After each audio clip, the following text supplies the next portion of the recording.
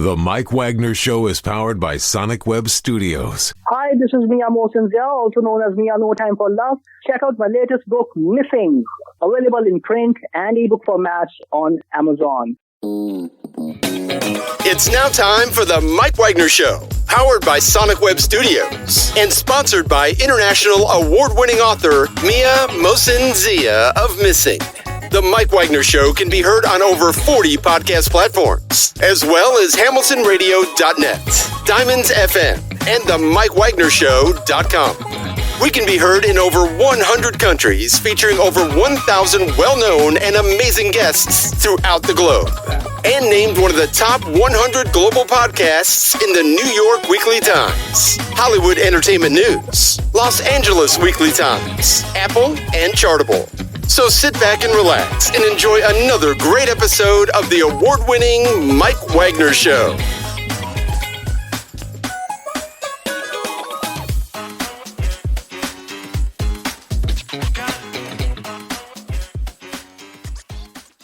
Hey everybody, it's Mike from the Mike Wagner Show, powered by Sonic Web Studios. Visit online at sonicwebstudios.com for all your needs. Looking at a professional website without breaking your budget? Sonic Web Studios is the answer.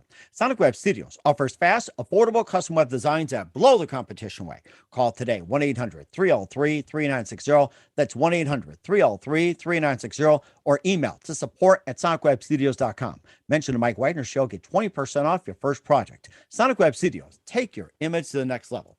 Also, time to give official shout out to our official sponsor of the Mike Wagner Show, international award-winning author Mia Mosinzia.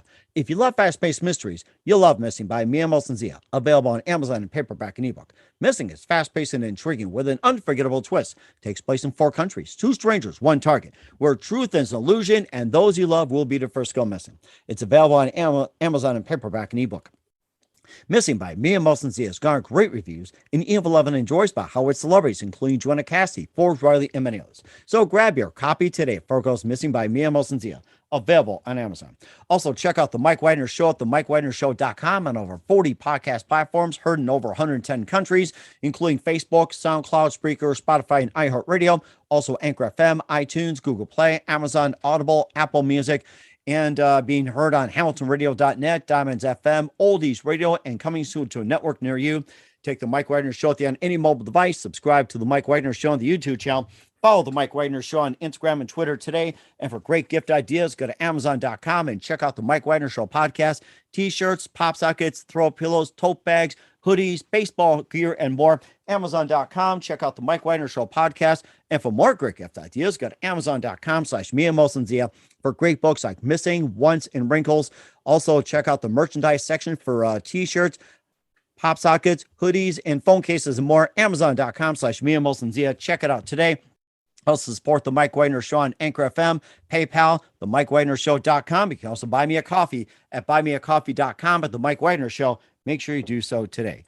We're here with a terrific gentleman who has a deep love of history and excelled in every subject and read every book he can get his hands on. We'll talk about that. He plans to inspire everyone to be interested in history and taking up creating fictional accounts of historical events. And one of them is the Battle of 1861. And the new book highlights the events of that year when tensions are high in Virginia. State legislature voted to succeed from the Union. Fort Sumter was attacked. A lot of events happened, and the book is called The Republic of Virginia, Brothers and Battlelines of 1861. Live, ladies and gentlemen, from the Plus Studios from outside Richmond, Virginia, the author of the amazing book, The Republic of Virginia, Brothers and Battlelines of 1861.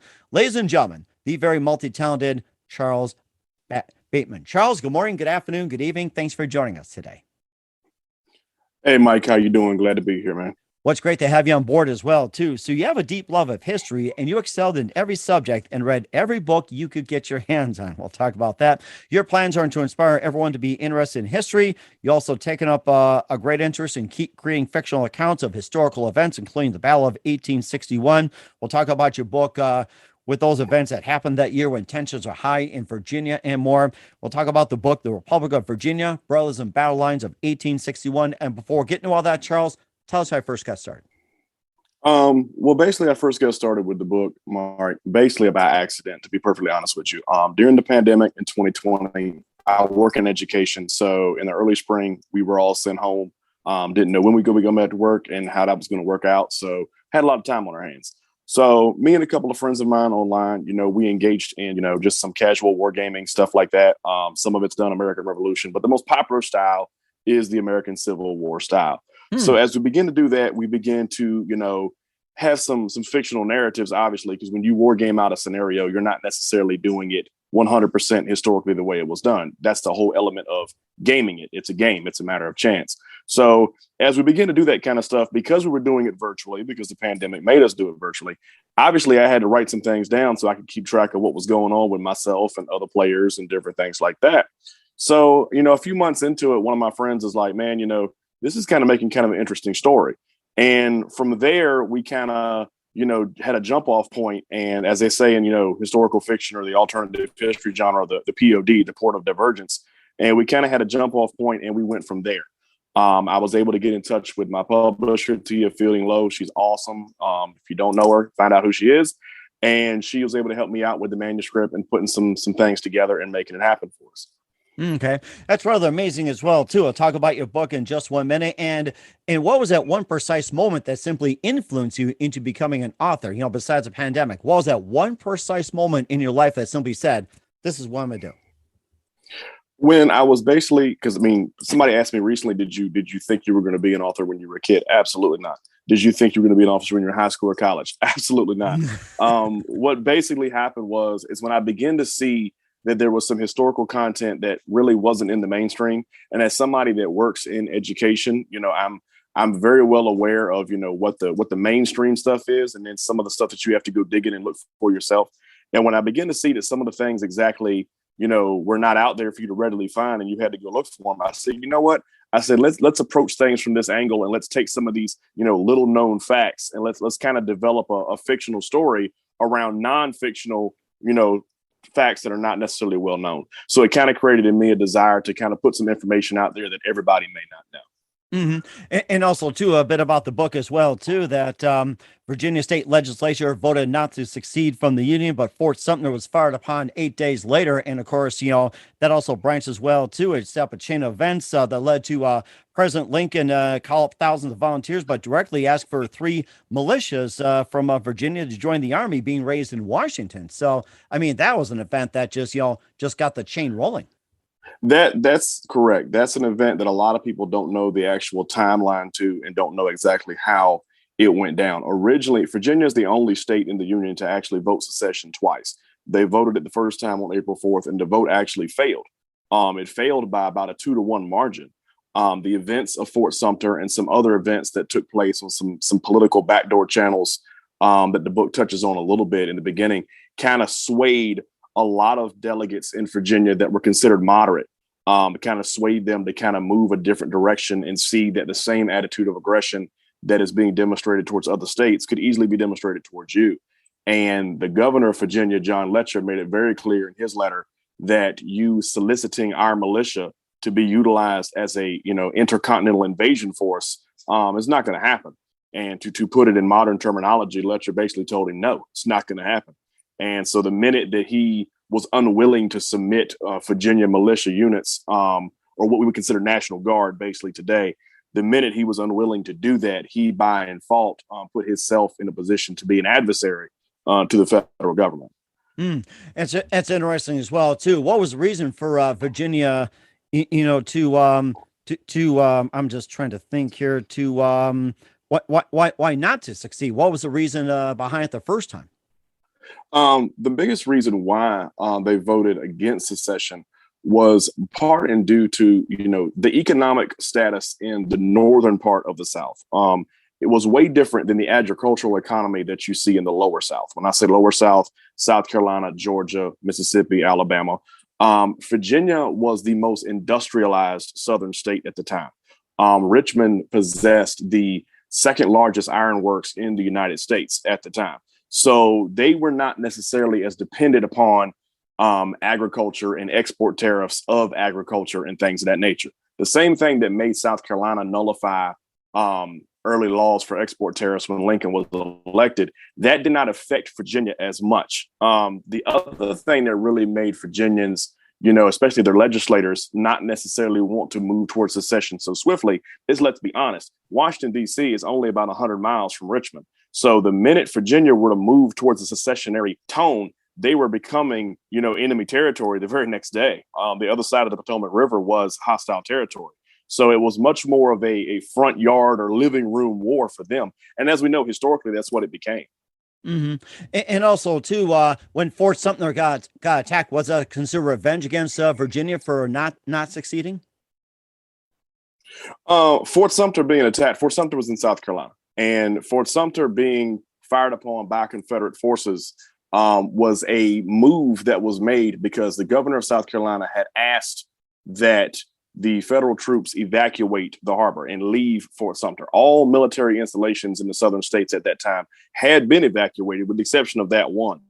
And what kind of evolved Virginia from that standpoint is the governor sent a delegation to D.C. A few days before Fort Sumter was fired upon. And he asked what the intentions were. And the delegation from Virginia was basically led to believe that President Lincoln's intentions was to evacuate the fort. Where in reality, he had already sent ships to the Charleston harbor to reinforce the fort and reinforce the garrison. So while he was saying one thing, his cabinet and him were kind of doing another. And the governor was very clear in South Carolina that if you try to reinforce the garrison, if you try to supply the garrison, we're going to fire upon you. And that's exactly what happened. So to put it in modern day terminology, Lincoln basically baited Confederate forces in South Carolina to quote unquote fire the first shot. But the first act of war was actually made by him when he began to supply a garrison with a ship that was no longer technically a part of the United States. South Carolina had seceded at that point. That's rather interesting as well, too. And we'll talk more about the book in just 1 minute. But first, listen to The Mike Widener Show at themikewidnershow.com, powered by Sonic Web Studios. Visit online at sonicwebstudios.com for all your needs. Look at a professional website without breaking your budget. Sonic Web Studios is the answer. Sonic Web Studios offers fast, affordable custom web designs that blow the competition away. Call today, 1-800-303-3960. That's 1-800-303-3960. Or email to support@sonicwebstudios.com. Mention the Mike Widener Show. Get 20% off your first project. Sonic Web Studios. Take your image to the next level. Also, time to give official shout out to our official sponsor of the Mike Widener Show, international warring author Mia Molson-Zia. If you love fast-paced mysteries, you'll love Missing by Mia Molson-Zia. Available on Amazon in paperback and ebook. Missing is fast-paced and intriguing with an unforgettable twist. Takes place in 4 countries, 2 strangers, 1 target, where truth is illusion and those you love will be the first to go missing. It's available on Amazon in paperback and ebook. Missing by Mia Molson-Zia has garnered great reviews in Evil 11 and enjoyed by Howard celebrities, including Joanna Cassidy, Forbes Riley, and many others. So grab your copy today for Goes Missing by Mia Molson-Zia. Available on Amazon. Also, check out The Mike Widener Show at themikewidnershow.com on over 40 podcast platforms and heard in over 110 countries. Take us with you on any mobile device. Subscribe to The Mike Widener Show on the YouTube channel. Follow The Mike Widener Show on Instagram and Twitter today. And for great gift ideas 24/7, go to Amazon.com and check out The Mike Widener Show podcast. And for more great gift ideas, go to Amazon.com/Mia Molson-Zia for great books, merchandise, and more. Also support The Mike Widener Show on Anchor FM, PayPal, themikewidnershow.com. You can buy me a coffee at buymeacoffee.com at The Mike Widener Show. Make sure you do so today. We're here with a terrific author who has a deep love of history and excelled in every subject and read every book he could get his hands on. The Mike Widener Show. He's also author of the book, The Republic of Virginia, Brothers and Battlelines of 1861. Before we continue about the book, you've read a lot of books. And what first inspired you to read? What inspired me to read really was just a desire for information. And, growing up in Virginia and growing up in a place that is a hotbed for American history, whether it be American Revolution, whether it be Civil War, whatever you want to call it. There's a lot of wonderful historical places in the state of Virginia. I tell anybody, if you have a love for history, this is definitely the place that you want to vacation, take a tour. There's so many different things across the state that you can visit. So that kind of created a desire and love for history me as a kid, because I grew up around it. I grew up, less than 2 hours from Jamestown. I grew up less than an hour and a half from Richmond. I grew up in an area that was loaded with history. So I began to want to read, learn about it, learn all I could, and it became a passion of mine. So that's kind of what inspired me to become a reader. Some kids read comic books, some kids read, different things. I really enjoy reading about stuff that took place 200 years before I was born. That's basically what it was. So, and I'm sure Honest Abe and good Honest George are listening right now and smiling here. So. I'm sure they are. And what was your most So, and what was your most favorite event or the most interesting that you ever read about history? Probably the two things that I really enjoyed reading about the most was the Peninsula Campaign in 1862. It took place not far from where I grew up at all, the Virginia Peninsula, just north of Yorktown and things of that nature. And reading about the American Revolution as far as Yorktown, because I grew up not too far from there as well. So those two things, those were places that I could go to on a semi-regular basis. Those are areas that I could tour, Fort Monroe, things like that. Those are places I could go to a lot because I grew up very close to it. So reading about those things and just learning everything I can about them was really cool because it was in my backyard. It was right across the street. Huh, that's really interesting. We like to hear more about the Virginia Peninsula and the story behind it. The Peninsula Campaign that took place in 1862, George McClellan, the Union commander, he had a idea that he could take Richmond by using the James River as his route. And that was easy for him to do at first because the Union Army still controlled Fort Monroe. The Confederate forces controlled the south side of the Chesapeake Bay, but the Union forces controlled Fort Monroe. So he used Fort Monroe, which is in modern day Hampton, Virginia. He used that as his base of supply, and he moved his forces up the Virginia Peninsula. This took him through Newport News, Yorktown, and so on. So as he began to move along the James River up the Virginia Peninsula, he actually got within 10 miles of Richmond. In fact, his advanced forces were so close, many of his troops wrote in their memoirs that they could hear the church bells inside of Richmond on Sunday. Huh. When that happened, the first battle that took place was called the Battle of Seven Pines. It took place on May 31st in 1862. It was kind of a stalemate battle. Didn't neither side really give ground. But the unique thing that happened is Confederate Commander Joe Johnston was wounded. And when he was wounded, somebody had to take command. And the individual that took command historically, as we all know, was Robert E. Lee. And when General Lee took command, he reorganized the army. And within 30 days, June 25th, he launched a series of attacks on the Virginia Peninsula against McClellan's forces. And within 6 days, he drove them from the gates of Richmond all the way back to the James River. And that was the first major battle that really showed the carnage, so to speak, of what the Civil War was going to be. There were a few battles before that. First Bull Run, obviously, in 1861. But that campaign in those 7 days, many people call it the 7 days battles because it was a battle each day of the week. And those battles that took place really showed, how serious the situation was and what the Civil War was going to be like. And it was really Lee's coming out party as far as being the commander in chief of the Confederate Army on the Eastern Theater and showing that, yes, this war is winnable. And we have a commander in place that, is very good. And, we can get behind him. We can follow him. Now, obviously, we know what history says happened. But in that moment, in the summer of 1862, the Peninsula Campaign was really a body blow to the federal government and the Union Army and drove an army of over 100,000 men to the banks of the James River. Wow. That is amazing. And I have to say this, I'd love to be your history teacher. And speaking of, being a teacher and all that, how'd you first become a teacher? We'd like to hear your background. It's really interesting. What got me into education actually has nothing to do with books or nothing to do with any of that. What got me into education is I was an athlete, played sports. Football was my main sport. And when I graduated and was finished with, college and so on, I had an opportunity to actually coach varsity athletics. Nice. A friend of mine was going to give me a job and, we knew each other and he wanted me as an assistant coach and give me a job. Well, my whole thing was, I had to have a job in the building too, because coaching sports don't pay the bills. So my first job ever was actually ISS coordinator. That was, in school suspension. I was the detention guy. That was my first job in Newport News Public Schools. And that was in 2011, and I've been going ever since. So what got me into it actually had nothing to do with academics. It had to do with just my love for sports and, working with young men and helping them get the same, things out of sports that I got, which was an opportunity to get an education, an opportunity to have a solid career. So that's what got me into it. But my love of history is kind of what channeled what area of education I wanted to work. That makes any sense. That's really interesting. Who are some of your favorite historians growing up? And also, who are some of your favorite authors and also your favorite books growing up? Probably my two favorite books growing up and my favorite author when it comes to American history was Michael Shara. Michael Shara did three amazing books. Two of them were turned into movies. one of which the first one was called Killer Angels. It was turned into the motion picture Gettysburg in 1993. He also did one called The Last Full Measure, and he did one called Gods and Generals, which was turned into a motion picture in 2000. Oh, I remember that. That was a classic. That was Mel Gibson, wasn't it? Gods and Generals?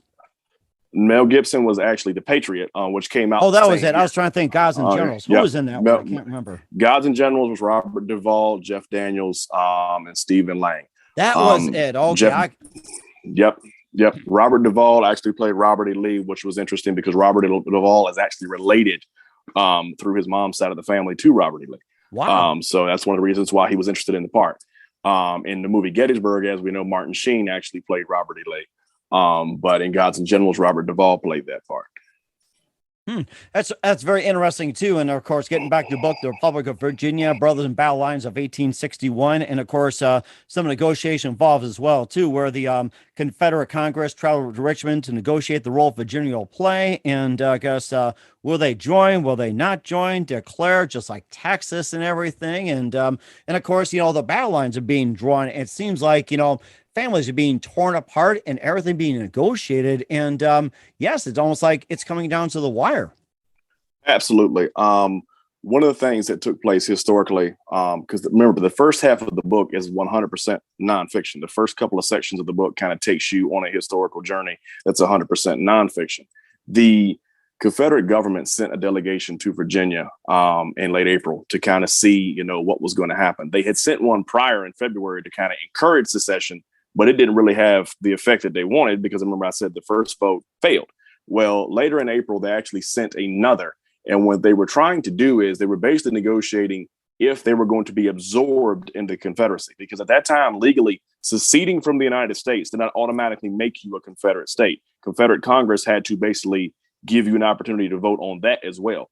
And one unique fact about the state of Virginia that a lot of people do not realize is the state legislators in Virginia never voted to become a Confederate state. All they voted on was secession. When they voted the vote of secession on April 17th, a month later, on May 23rd, the Confederate government saw that the referendum had been approved for secession. What they had done is weeks prior, they had agreed to absorb Virginia as a Confederate state, but Virginia never actually voted to be a Confederate state. The only thing they voted on was secession, and secession was based upon a citizen referendum that had to be approved within 30 days of the legislators' vote. Well, what we all know, according to history, is when they went and sent that delegation to Virginia, the number one thing that delegation discussed was moving the capital from Montgomery to Richmond. That was the number one thing historically that was discussed. Jefferson Davis wanted to move the capital to Richmond because he realized, if I can move the capital to Richmond, I am firmly investing Virginia into my cause, and I'm firmly investing Virginia economically, politically, geography-wise. All of it is invested. It is the same concept that the Continental Congress used when they made George Washington the commander-in-chief in 1776. They intentionally chose a Virginian to lead an army of majority New Englanders because they wanted to pull the Southern colonies into their cause. It's a very similar concept. So when this takes place, what you get is you basically get a bartering chip saying, well, if you join, we'll make your capital our capital. That's basically what happened.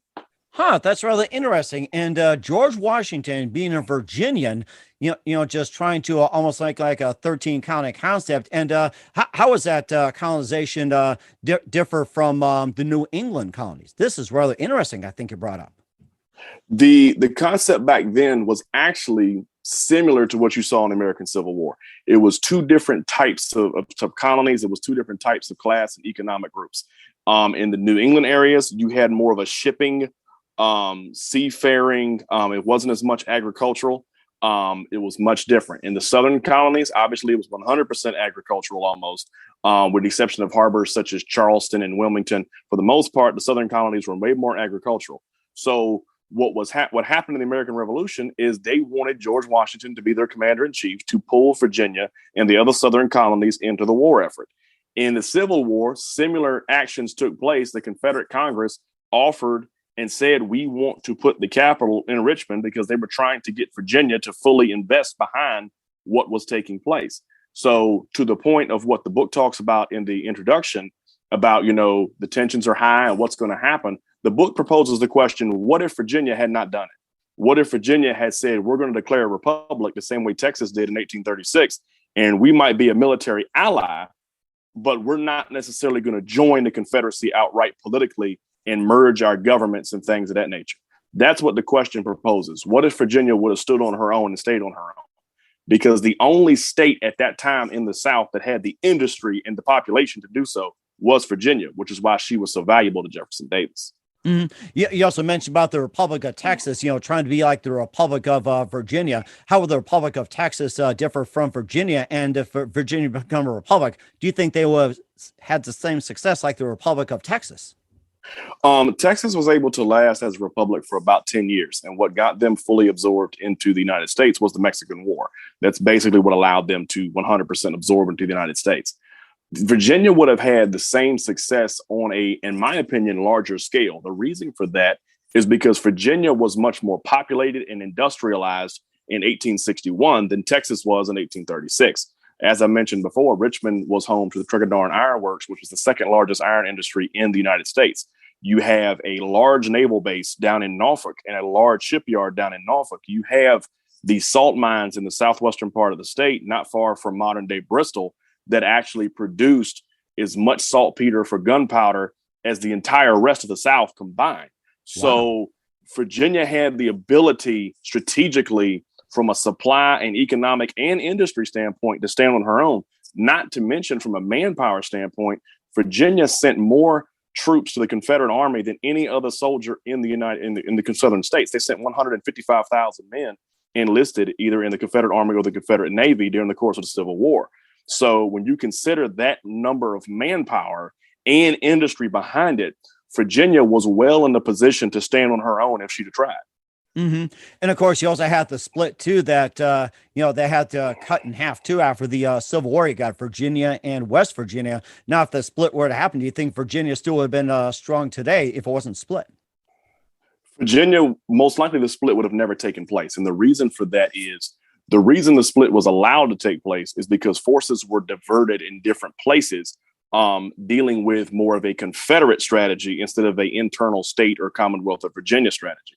If you're in a situation where Governor Letcher is basically acting as president now, the same way Sam Houston did for Texas years before, and men like Robert E. Lee and Stonewall Jackson and those guys, they're only operating in the interests of the Commonwealth of Virginia, then you're able to have a much more heavier military force in the Shenandoah Valley. You have a much heavier military force in the northwestern parts of the state. And the thought of a government seceding from the state government and trying to form their own state is much more difficult to do. Not to mention, part of what made that delegation do that is because they did not want to join the Confederate States. So if Virginia is choosing to stand on her own and not merge into the Confederate States, many of those delegates are not aggressive as they were as far as forming West Virginia. That's rather interesting, too. And assuming that Virginia became Union, like they joined the North or something like that, do you think it would have a much different outcome? Oh, if Virginia would have joined the North, the Civil War would have ended in less than 2 years. If Virginia would have joined the North, the Civil War wouldn't have lasted past probably 1862, simply because the Confederacy would not have had the ability to stand against not only that much of a manpower shift, but let's be clear, some of the best military leaders of that war historically were from the state of Virginia and served in the Confederate Army. So if you lose the men like Robert E. Lee, if you lose the men like Jeb Stuart or Stonewall Jackson, if you lose those men that served in military roles and now they're fighting against you, your chances for success drastically decrease. That is rather interesting. And of course, we can find more about the book, Republic of Virginia, Brothers and Battlelines of 1861. Where can we find the book at, Charles? You can find the book right now, obviously at tfieldinglowemedia.com, but the main place you can find the book is on Amazon. Okay. All right. And we'll talk more about what's coming up for author Charles Bateman of the Republic of Virginia and more.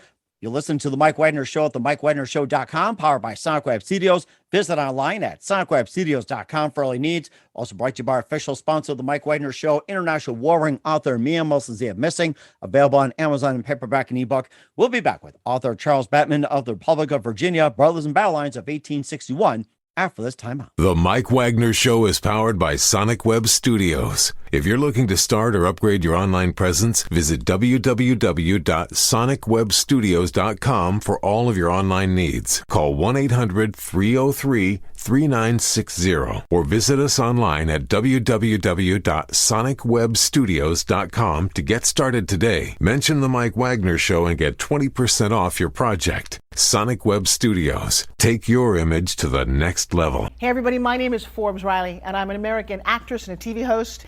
And I was delighted when I got my copy of Missing, which is Extraordinary Relation of Ordinary People based on a real life relationship.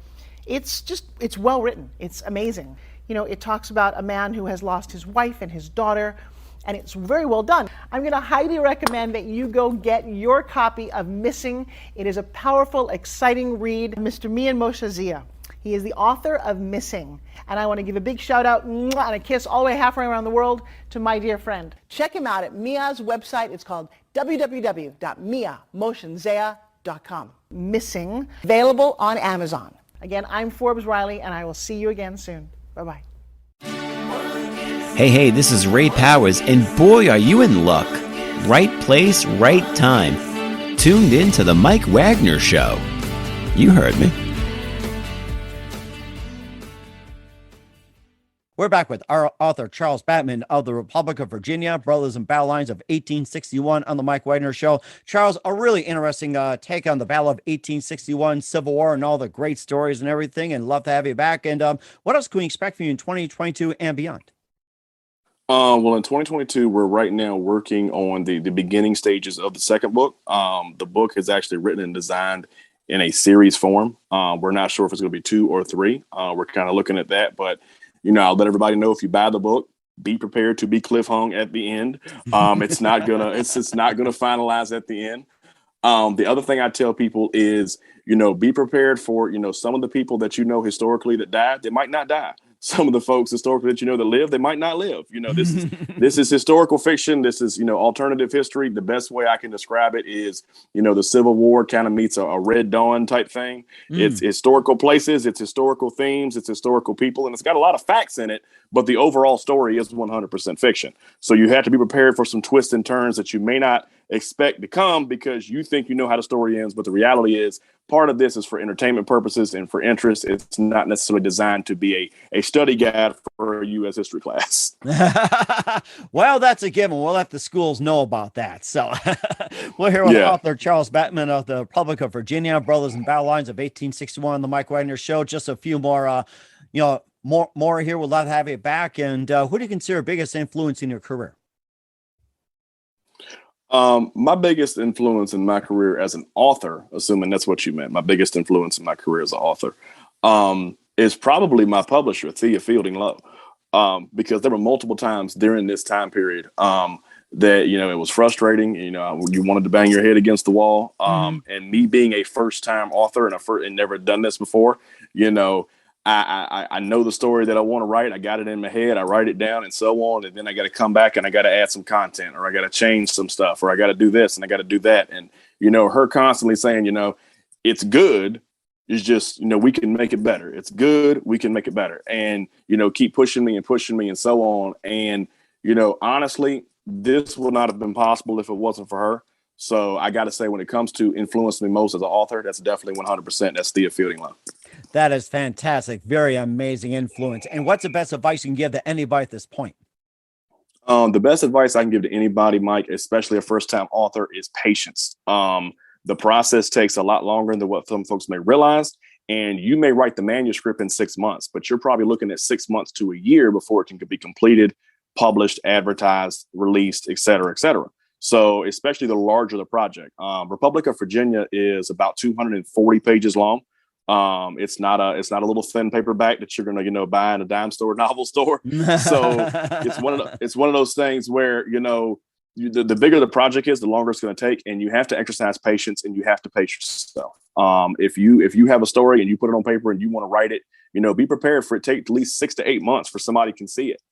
It's a process. It's not something that happens overnight. So the biggest thing I can tell a first-time author is just exercise patience and pace yourself. And that's very good advice indeed out there. Once again, author Charles Bateman of The Republic of Virginia, Brothers in Battlelines of 1861, The Mike Wagner Show. Charles, a very big thank you for your time. You've been absolutely fantastic. Learned a lot from you. Looking forward to having you again soon. Make sure you keep us up to date. Awesome. Keep in touch. Love to have you back. And once again, tell us about your upcoming projects. What's your website? How do people contact you? Where can people purchase or check out your book?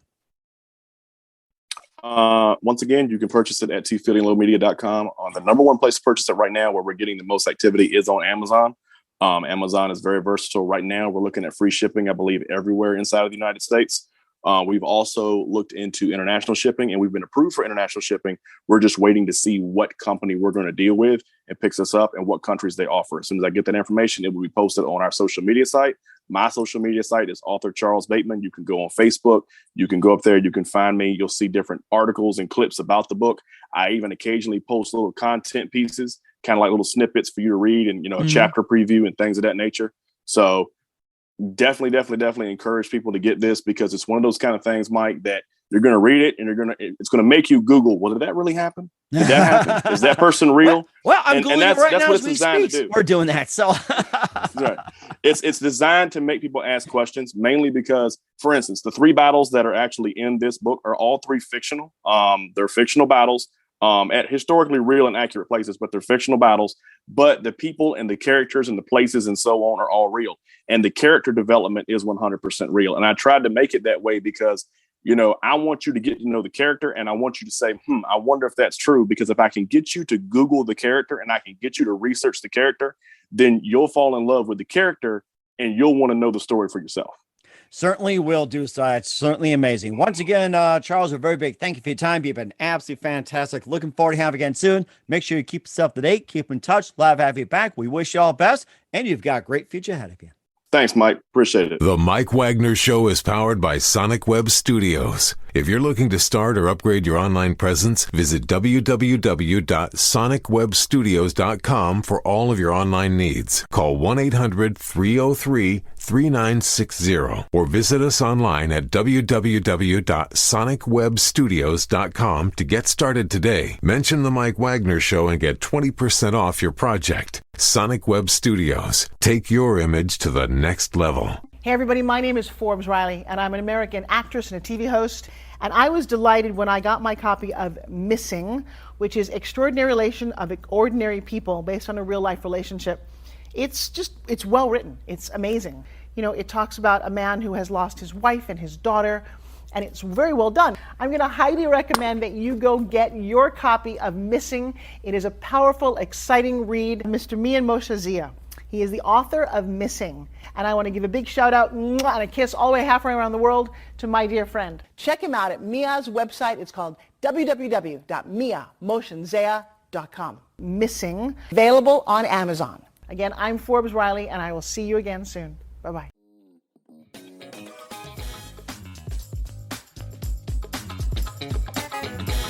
Thanks for listening to The Mike Wagner Show. Brought to you by international award-winning author Mia Mohsen Zia of Missing, and powered by Sonic Web Studios. Be sure to join us again on over 40 podcast platforms, and of course on the MikeWagnerShow.com, HamiltonRadio.net, and Diamonds FM. Don't forget to support our program with a generous donation at the MikeWagnerShow.com. Thanks for listening.